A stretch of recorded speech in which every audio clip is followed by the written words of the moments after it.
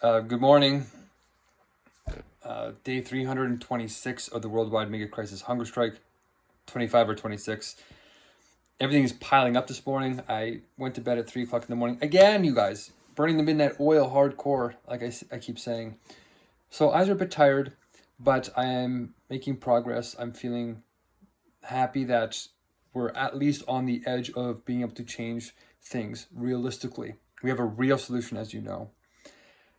So last night, as a personal update, I started cooking my ceviche, which is this Peruvian national dish, which is pretty amazing with some ají amarillo, which is like a special fruity chili.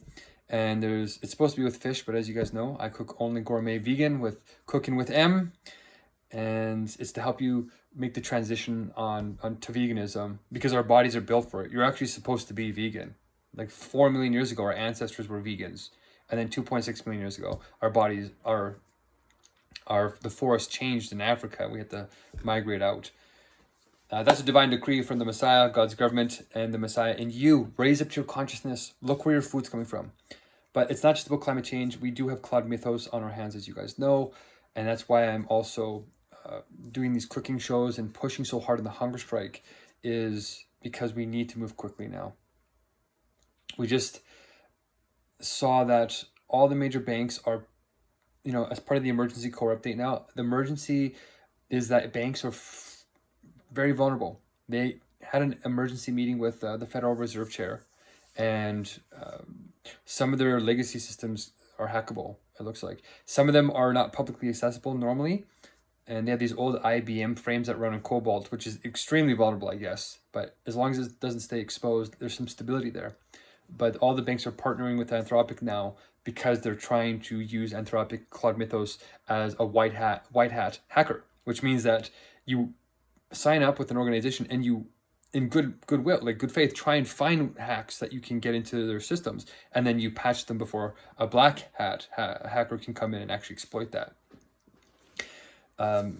So people are starting to freak out. I got a message last night from a friend that was prejudiced against me about 6 months ago and left the team just suddenly. I'm like, that's okay. Nuclear dialectics are going to happen. People are going to freak out.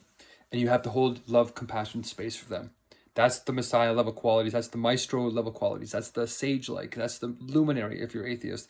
Whatever highest authority you symbolically appeal to, that's the thing we have to be. Okay? And you have to make a sacrifice, a wise sacrifice, because otherwise it's just the ego clinging to this world at the sacrifice of everybody else. And that's why I think this spirit that we're in, the societal culture that we're in, is destructive. It's destroying the planet. Trillions of animals or 1 trillion animals per year are being tortured to death when we don't need to do it.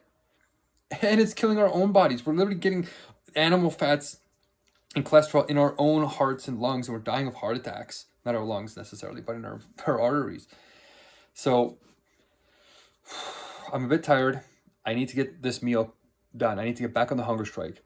So my big update is, not only are you sensing other big corporations and you're hearing about them freaking out, and they're trying not to freak out because they can get sued for causing mass panic. But you in your own life can sense that. Every time you open your phone, every time you open your laptop, every time you open Facebook or some kind of social media site, it's getting harder and harder to get out of it. As soon as you open it, it's like it knows exactly what you want to see. And they have algorithms where all these companies are optimizing with AI now to get your attention captured within 10 seconds. So it's intentionally meant to be like, you can't ignore it. Like as soon as you see it, you can't unsee it. It's hard. It's getting more and more like that. Those are the rabbit holes that we've been joking about, the doom scrolling, all of that we've been joking about for years. But this is now becoming to a really intense degree where I have to also put mental bridges in. I have to put in blockages and make visions and say, okay, this is where I'm going, because I'm choosing destiny, not fate. Fate is if you keep following these algorithms in this abstract profit maximization, you're going to be led in a bad direction. So come with me in destiny instead of vision for humanity that we want, where AI is aligned with godlike level wisdom, the structure of pure wisdom. We have it. I need your help to get it to a direction.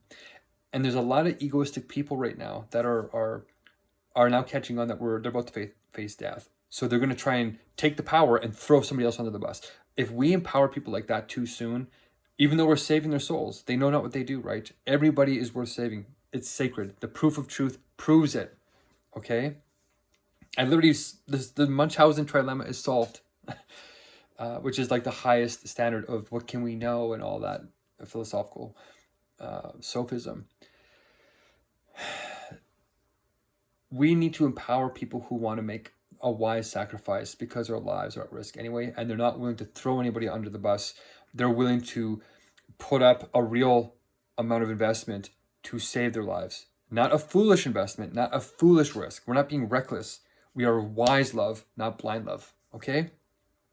We hope for the best, but we prepare for the worst, and we plot in all directions realistically. And that's what I want to ask you to do and invite you to do.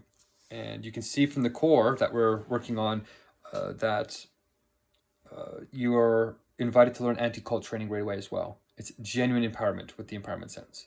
We covered that in a previous video. I'm already at 6 minutes, and I want to finish this within 10 minutes before my phone gets cut off, and I want to get to the wifey update because we want our personal and professional and activist lives to happen at the same time and stay stable. So I want to cover in the core, before I leave the emergency core, which is basically world news on what's happening on the problem, there's 200 very serious vulnerabilities that Claude Mythos has found. This is moving very quickly. We have found that public speakers like Jeffrey Hinton and these godfathers of AI are not being totally honest. They are now United Nations ambassadors, Nobel Prize winners. When you're at that level, you are encouraged to water down what you're saying because it can cause mass panic and you can be held liable. There can be bank runs, like if you panic people, make people panic, they run to the bank, they try to take their money out, and banks aren't structured properly, so they don't have all the money, so it starts to freak people out and causing a great collapse, basically. We're teetering on that right now. So all these AI experts are not being fully honest with you, especially if they have a lot of power.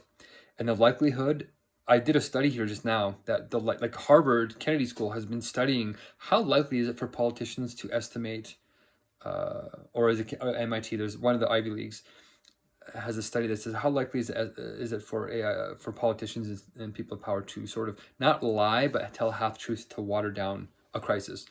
And they said it was like 80%. So very likely what you're hearing in the news from the power players is not the real thing. So what you need to do is adjust your expectations. All right. There's an 80% chance that it's worse than they're telling you. 80%. Now, the severity, the degree of distortion of how much they're euphemizing it, making it sound less than it is somewhere between 5 to 10 times worse than it usually is. So 500 to 1,000% worse. If that's true, and they're saying that there's a decade before it causes catastrophe, which is totally unreasonable. Like, you look at the older videos, Jeffrey Hinton is saying, his intuition is saying we have 50% chance of death in like the next very short period of time. 5 years is what he sounds like he's being honest about, but it's less than that. Now he's saying that his colleagues are saying it's decades. He's blaming it on his colleagues if you listen to him. Because he quit his job at Google so he could talk openly. Because if you're in a big company like Google and you freak out people and people stop investing in the company because they don't want to pay attention to AI, then the investors can sue you for undermining their profit maximization, which is totally insane. So Jeffrey Hinton's a bit of a hero. And then he got sucked back into the Nobel Prize in the United Nations, and they're putting another muzzle on him, and he's struggling. I can see him struggling. So if that's true, we don't have 10 years. If it's 5 times 10 times more challenging, that means that the crisis is happening in under 1 year. Because 10 divided by 10 is now. Okay? All right, so we're at 10 minutes here. The core, we're supposed to be covering the last piece of the core. And that is, as you guys know, One World Spirit Core starts with time compression with clarity on ego wisdom, with the problem being the mega crisis, the solution being the 2 sacred sentences, and the implementation being the flow rules and flocks. So we did the unpacking of the mega crisis, we did the unpacking of the 2 sacred sentences, and now we're unpacking the implementation. We unpacked the flocks, flow rules last time, and now we're unpacking the flocks. And this is where the ego kind of comes in. We need to get the message out and waking people up in a way that keeps them in flow as much as possible. We don't want to cause a whole bunch of panic. We want to cause a bunch of emergency and emotion that channels into positive directions of the solution. You don't want to get people dwelling here because they will despair and their nervous systems will deregulate and shut down. okay? So we need to be as honest and as compassionate as possible while also pushing. It's a difficult dance to do, but we're going to be honest because we have a great solution. I think Jeffrey Hinton and all these other guys are not telling the real difficulty because they don't have a proportional solution. Hope is only given through a proportional solution. So we talked about that. As we're telling people, these people who are starting to realize we have the answer are going to start, their egos are going to start like climbing onto you and trying to use that to give the signal, right? They're going to try and use it to protect themselves rather than do the real work, which is get the signal out to the people who really care and will take the sacrifice and do the right thing. So we're not going to abandon them, but when you're building your flocks, try and find people, like try and get them positioned where their ego and their sense of courage is. Somebody who doesn't have the sense of courage shouldn't be operating at the Messiah level because they'll make the wrong choices at the top and they'll sacrifice other people and they won't know the solution well enough, right? So we're not going to ever abandon them, but they might be a mid-level, like somebody who's willing to lead at that level risk. And that's their choice. We're going to say, if you want to lead up here, you have to risk your life in some way, financial life, social lives, one of your lives. And for me, I'm doing that on all my life areas. As you know, I'm getting back on the hunger strike hopefully today and cooking for Iran and Peru. And by the way, my cilantro, oh my gosh, you guys, I should show you this. Look, I should have did this at the beginning. This kind of gets into the wifey update a bit. This cilantro is like brand new. Like this is a month old, you guys. Look, it worked. It's crispy. It's literally still crispy. Right? I don't know if you can see the bag. Like, look at that. This one's a little bit wilted, but up here, look at, that's delish. Okay, anyway, let's put that back down. Anyway, I'm going to start cooking here pretty soon. And before I talk about the wifey update, we need to talk about the actual flock strategy. What is it? So you're going to be contacting 28 people if you agree with this approach and you want to take action on this core vision. You're going to be contacting 28 people about this strategy, right? The solution, the universal logic.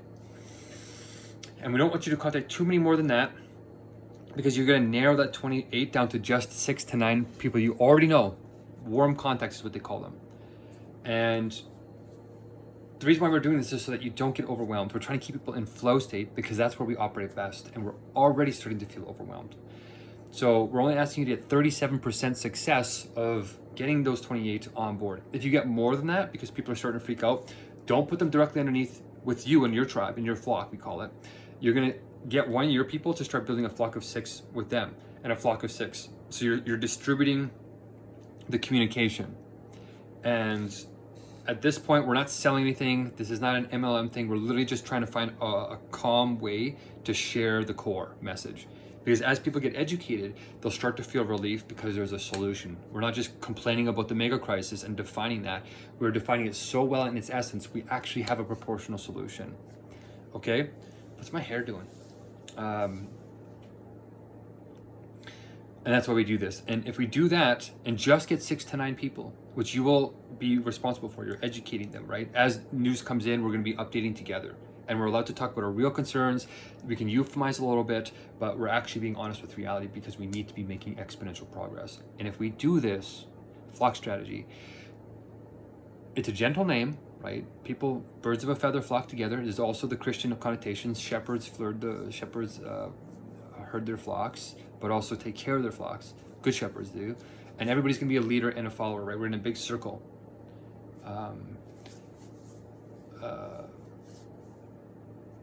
And those that are at the top, that are taking the power that hits right now, are doing it because they're willing to circle back around and care about the poor, right? That's why it's complete. That's why it works. So it's not just intellectual, like prowess. Oh, I know the proof of truth. And it's what are you doing in contingency? What are you choosing to show that you're living the truth too? That's why the hunger strikes and all that are happening. For my whole life, if you look at my life, pretty hard to show that I'm faking it. Okay. If we do this strategy, you guys, 6 people, we can reach global critical mass in 28 days by you just talking to one person per day. Or every couple of days for a month. That's it. Just that. Very simple. And you can send a 5-minute email to Anthropic in the meantime to get them to look at the universal logic. So if you can send that out, that'd be great. And that's the core. That's the last piece of the core. So that's the whole unpacked to the first 2 levels. And then you can get more deeper in detail once you come to our meetings where you want to ask questions. But that's how we're going to implement the solution. That's how we're going to spread the message of universal logic as the structure of pure wisdom that can align AI, it can align us, can build good governance, God's government, the wise government. It can solve World War III with universal diplomacy. It can get us to have the resolve to not eat 1 trillion animals that we don't need to, that's destroying the environment, and reducing our consumption while improving our quality of life in fulfillment, solving the mental health crisis by building good relationships in these meetings. And that's going to solve the mega crisis. And we need your help. Okay? And whatever level you feel comfortable at. If you're like, oh, this is a call that I don't want to give anything, I'm already struggling. Okay, well, you can keep asking questions at a level where it feels safe to you. But as the risk increases and you want more leadership, you have to share your Pareto categories, we call them. These God-giftednesses that people in the current political structure are using to protect themselves and throw other people who are weaker under the bus. All right? We're not going to do that in God's government. We're going to say, what is your God-given talents? And we're going to get people to measure them clearly and simply. And then we're going to say, okay, this is what your guardianship status is in terms of what your responsibility is. And you can debate it and all this type of stuff that gets democracy going. But we also need a structure of wisdom as a criterion for a universal meritocracy on saying who's really willing to do the work and who is, besides superficial appearances of partisan politics and power politics and throwing the sensuous external power around without wisdom. Wisdom is an inner structure, an inner knowing, an inner work. And you don't have to be beautiful, socially connected, wealthy, sexy, cultured, or having high IQ to do it. You can have high UQ, universal quotient, which we measure now. Okay? That's what's missing in society. And you need to understand how to define wisdom to do that measuring, which we have done in an absolute way, grounded in the structure of pure wisdom itself, which is pure being. Okay, this is set 16 minutes, and these are very long recordings, but I hope that as people start to pay attention, I just got the most amount of followers in one day that I've ever gotten, which is 4, which means maybe the shadow ban is lifting. But if you want to help spread the word of the social media, be careful with it, because it'll attract a lot of pain right away, and we have to have the structure that can channel that. But just telling your flock, right, get your 6 people and start educating them. And hopefully these videos about the core are helpful. I'll be referring back to them. I might even pin all of the ones that I did, but now I'm just going to probably just go over them again with new facts. And I hope you enjoy that and find it, it's anxiety provoking, but it's also a challenge that is exciting if you have a solution that can address it. Because if we make it through this is a transcendental moment for humanity. But we need you, and I'm here with you. Okay? All right, stay blessed. Oh, the wifey update. As you guys know, we're going to bake our vegan cake and eat it too, which means our professional, personal, and activist lives are going to happen all at once. For me, my intimate life area, I would love to meet my wife. I delayed things. If you are the wifey, you probably know exactly what I'm saying and probably can finish my sentences.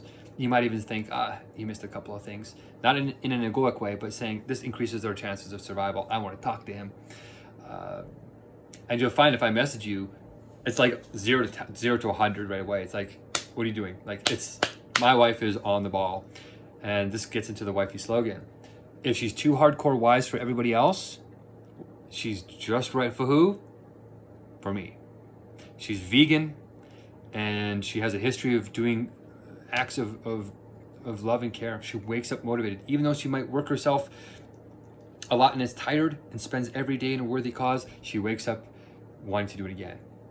And whether people treat her good or bad, she loves them. She's learned that lesson. She's a deep old soul, but has that young inner child still at heart. So she's playful. She's got all the dialectics sublating as much as possible, and has dealt with her trauma and holds that love-centered core, and wants to do something about changing the world, local and global. Okay? If you know somebody like that, or if it's you, honey, send me a message. And if you come into our meetings, we're going to do the same for you and find the people that you have soul connections with or soulmates with. Or if you want a different life area, losing weight, physical, mental, for sleep, academics, some tutoring, we're going to try and build a new type of flow economy so that we can literally bake our vegan cake and eat it too, with fair trade certified chocolate, sugar, and tea and coffee. So we're not exploiting anywhere in God's government or kingdom come or the wise government or the scientific government, whatever you want to call that. All right. Blessed be. And we'll see you on the next one, okay? Keep subletting.